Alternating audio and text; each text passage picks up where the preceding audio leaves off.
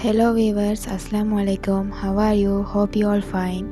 This is the one of the memorable achievements that we got award from Honorable Speaker Parliament of Sri Lanka for won the first place of essay writing in national level conducted by Department of Muslim Religious Affairs in 2017.